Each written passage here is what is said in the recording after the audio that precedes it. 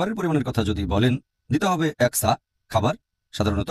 আর ইবনে খুজাইমার একটা হাদিস বলছে, হাদিস নাম্বার 2417, যে ইবনে আব্বাস রাদিয়াল্লাহু আনহু বলেছেন যে রমজান মাসের সাদকা মানে যাকাতুল ফিতরা হচ্ছে 1 সা। আরেকটা হাদিস সহিহ বুখারীতে খণ্ড নাম্বার 2 বুক অফ যাকাত, হাদিস নাম্বার 1510, আমাদের প্রিয় নবী মুহাম্মদ সাল্লাল্লাহু আলাইহি ওয়াসাল্লাম ওনার সময় যাকাত আল ফিতরা ছিল 1 সা খাবার। আরো একটা হাদিস আছে সহিহ বুখারীতে খণ্ড নাম্বার 2 বুক অফ যাকাত, হাদিস নাম্বার 1503, ইবনে ওমর রাদিয়াল্লাহু আনহু বলেছেন যে আল্লাহর রাসূল নির্দেশ দিয়েছেন 1 সা খেজুর বা 1 সা বার্লি দিতে যাকাতুল ফিতরা হিসেবে। তাহলে সব হাদিসই বলছে দিতে হবে 1 সা খাবার, হতে পারে খেজুর, বার্লি, কিশমিশ, জব ইত্যাদি। এছাড়া আরো একটা হাদিস আছে সুনান আবু দাউদে খণ্ড নাম্বার 2 হাদিস নাম্বার 3334, আমাদের প্রিয় নবী মুহাম্মদ সাল্লাল্লাহু আলাইহি ওয়াসাল্লাম বলেছেন যে এখানে ওজন হবে মক্কায় প্রচলিত ওজন অনুযায়ী আর পরিমাণ হবে মদিনায় প্রচলিত পরিমাণ অনুযায়ী। কারণ 1 সা এক এক জায়গায় এক এক রকম, তাই নবী একবার নির্দিষ্ট করে বলেছেন যে ওজন হবে মক্কার ওজন অনুযায়ী আর পরিমাণ মদিনার পরিমাণ অনুযায়ী হবে। তাহলে 1 সা বলতে তখন মদিনায় যেটা বোঝানো হতো সেটা মেনে চলবো। আমাদের নবীর আমলে মদিনায় 1 সা খাবার বলতে যেটা বোঝানো হতো সেটা হলো 4 মুঠো, 2 হাত যদি এভাবে রাখেন আর এরকম 4 মুঠো খাবার সমান 1 সা, এটা সঠিক পরিমাণ। আর ওজনের ব্যাপারে বিশেষজ্ঞগণ বলেন হবে আনুমানিক 3 কেজি আনুমানিক। তাহলে সাদকা হচ্ছে 3 কেজি